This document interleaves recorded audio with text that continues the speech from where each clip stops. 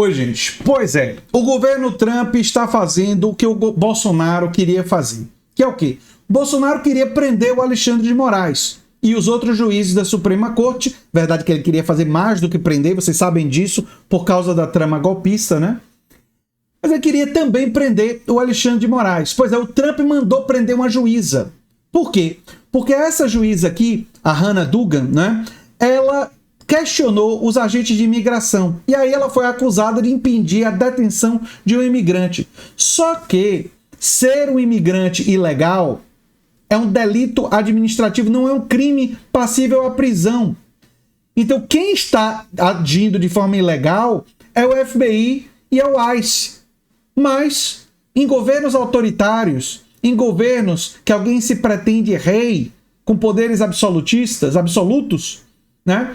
Quando ele é contrariado pelo juiz, ele manda prender juiz. E se você acha que esse caso aqui é um caso isolado, eu quero mostrar para vocês essa reportagem, a história do Aaron Blake, publicada no The Washington Post, que não é nenhuma publicação de esquerda, dizendo o seguinte: detenção de magistrados, ou seja, detenção dos juízes, pode virar política oficial do governo Trump.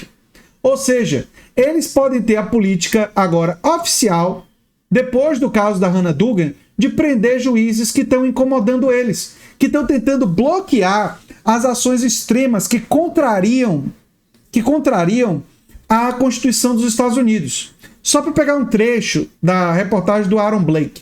As medidas de Donald Trump para reprimir a imigração ilegal entraram em uma nova e tensa fase, com a prisão pelo FBI da juíza Hannah Duggan. Desnecessário dizer que isso é uma escalada significativa nas ações do governo. Sempre que se prende um juiz, entra-se em território constitucionalmente arriscado, com o governo já desrespeitando e resistindo às ordens da justiça. O pano de fundo aqui é enorme. O governo intensificou seus ataques ao que classifica de juízes ativistas radicais. Parece o discurso de alguém aqui no Brasil? Pois é. A extrema-direita faz oposição aos juízes e ao Supremo por um motivo muito simples. Em um momento de crise institucional, é o Supremo e são os juízes, não só do Supremo, mas também das cortes menores, que muitas vezes impedem as medidas inconstitucionais de um governo autoritário. Nos Estados Unidos, o bloqueio está vindo, e eu já tinha antecipado isso em vídeos anteriores, pelos juízes. Enfim, que se manifestaram contra muitas de suas ações migratórias. Vários desses juízes foram indicados por republicanos e até mesmo por Trump. Ou seja, juízes que foram indicados por Trump, que estão fazendo valer a Constituição, não são juízes de esquerda, são juízes que agora estão sendo perseguidos por Trump. Perceberam? Perceberam? Alguns democratas responderam com declarações cautelosas que sugeriram que a juíza pudesse ter feito algo ruim, mas muitos outros retrataram o episódio como uma tentativa óbvia de intimidar um judiciário que enfrentou Trump. Esses democratas que foram cautelosos, sabe por que fizeram isso? Porque são um bando de frouxos. Gente que acha que nesse momento tem que não fazer nada. Parte do Partido Democrata é isso aí. Aí tem uma parte do Partido Democrata, minoritária, especialmente os setores mais progressistas, que estão percebendo que o público quer uma outra coisa. E se vocês acham que esse episódio é isolado, não é. A juíza bloqueou parte da reforma eleitoral proposta por Trump. Implementação de decreto que exigia comprovante de cidadania em formulário de registro foi impedida pela magistrada. Oposição fala em vitória. Muitos brasileiros podem não entender esse tipo de coisa e dizer: é lógico que tem que ter apresentar comprovante de cidadania, é lógico que tem que apresentar documento com foto. Nos Estados Unidos, as comunidades historicamente marginalizadas, mais pobres, em geral, não têm documento com foto. E o que garantia a eles votar era justamente o registro automático que acontecia quando você tinha algum tipo de registro. Então, por exemplo, a certidão de nascimento. Você tinha a certidão de nascimento, você tinha algum comprovante que você nasceu nos Estados Unidos, né? Algum comprovante, muitas vezes sem foto, mas essas pessoas mais pobres, muitas vezes não têm carteira de motorista. E aí elas podiam votar porque elas estavam dentro dos registros. Qual é a estratégia do Trump em retirar essa possibilidade? É retirar o voto das pessoas mais pobres, das pessoas que não têm carro, das pessoas que estão em situação mais difícil, porque eles sabem que as pessoas mais pobres não votam neles. Essa reforma eleitoral visava isso, mas a lei do voto, leis que tentaram proteger o voto de comunidades historicamente oprimidas, buscava evitar justamente essa supressão do voto. Aliás, tem um paralelo com o Brasil, porque a Polícia Rodoviária Federal tentou impedir o voto de pessoas pobres no Nordeste. Lembram disso? Pessoas que dependem do transporte de ônibus. Em paralelo, são muito grandes. Nos Estados Unidos, não tem um serviço público bom que dá de forma gratuita documentação para as pessoas. Se tivesse e fosse fácil conseguir a documentação sem precisar carteira de motorista, que é muitas vezes o que é utilizado, não é, para documento com foto. Se você tivesse um serviço que desse uma carteira de identidade gratuita com foto para todo cidadão, toda essa discussão seria desnecessária, mas isso não tem nos Estados Unidos. Juízes dos Estados Unidos avaliam se Trump está desrespeitando ordens judiciais, porque está na cara que ele está. Trump atacou o juiz que proibiu a expulsão dos venezuelanos nos Estados Unidos. Ele dizendo que está fazendo apenas o que os eleitores queriam. Ele ofendeu um juiz, chamou o juiz de lunático, de encrenqueiro, de agitador. Lembra alguém?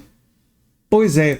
O Jamil Chad, eu não vou mostrar toda a reportagem dele, quem quiser dar uma olhada, mas o Trump está sendo chamado de rei. Eu não concordo com usar a expressão terceiro mundo, porque os países que historicamente eram chamados países de terceiro mundo, depois mudou para países em desenvolvimento. Eu nem sei qual é a terminologia que vocês acham mais adequada, mas enfim, eu acho que é uma ofensa para nós, porque o Brasil está punindo os seus golpistas. Os Estados Unidos aqui não está, não é? Mas o Trump está sendo acusado de abalar a democracia, né? E a Justiça dos Estados Unidos suspendeu a deportação de venezuelanos por Trump com lei do século XVIII, tentando justamente evitar esses absurdos. E olha só o que está acontecendo, né, em El Salvador, gente. Quero mostrar isso e depois eu vou tecer comentários. É um cenário muito preocupante porque o Bukele ele não respeita nenhum tipo de direito humano, né? Inclusive direito internacional. Essas prisões, por exemplo, dos imigrantes venezuelanos, eles não têm respaldo nenhum jurídico, nem dentro de El Salvador, nem nos Estados Unidos, nem no direito internacional, porque não tem lógica venezuelanos estarem presos em prisões de El Salvador se eles não cometeram nenhum crime em El Salvador e se eles não têm aquela nacionalidade. Isso é a utilização de El Salvador como campo de concentração. Como campo de concentração. Qual foi o movimento em meados do século XX que utilizou campo de concentração? Vocês lembram? Era um movimento fascista, né? Nazi-fascista. Pois é. Então, o que a gente percebe é um presidente que, em nome de um status e também de dinheiro, porque esse acordo ele é bilionário, os Estados Unidos está colocando muito dinheiro em El Salvador, ele vai passar por cima de todas as legislações internacionais. E se não tiver uma movimentação internacional grande, a gente vai ver El Salvador se transformando num grande campo de concentração da América Latina. Ele já é um grande campo de concentração interno do país, 2% da população de El Salvador, né, de homens em idade jovens estão presos. Isso é um número muito grande, isso é consequência do estado de sítio que El Salvador vive há 2 anos. Então, a gente percebe uma tendência a aumentar isso, e aí El Salvador vai virar quase que o lugar principal das prisões do Trump. E como ele não pode fazer boa parte dessas prisões dentro do território americano, porque aí a legislação americana impede isso. A legislação americana impede, mas ele agora está prendendo juízes que estão atuando nesse sentido. E eu mostrei para vocês. E prender juízes que tentam garantir a Constituição, juízes indicados pelo próprio Trump, pode virar política oficial. Enfim. E o próprio judiciário americano tem tentado impedir. Quem está segurando realmente o judiciário americano ultimamente quem está segurando realmente o Trump é o judiciário americano. A gente vê uma tentativa de burlar leis. E como ele sabe... Segurando no sentido que está impedindo o Trump de fazer o pior. E tem um paralelo muito importante com o Brasil. Bolsonaro, ou um líder da extrema-direita que venha no futuro, Tarcísio de Freitas, Romeu Zema, seja lá quem for, o líder da extrema-direita, se tiver um Congresso, um Senado a seu favor e substituir os juízes, vai fazer as mesmas coisas. A mesma coisa no sentido de desrespeitar a Constituição. O tipo de coisa que eles vão fazer desrespeitando a Constituição vai ser diferente, porque a conjuntura estadunidense e a conjuntura brasileira são diferentes, mas eles vão desrespeitar a Constituição para consolidar poder e para atingir os seus objetivos, porque fascista não respeita leis, não respeita o jogo democrático, não respeita.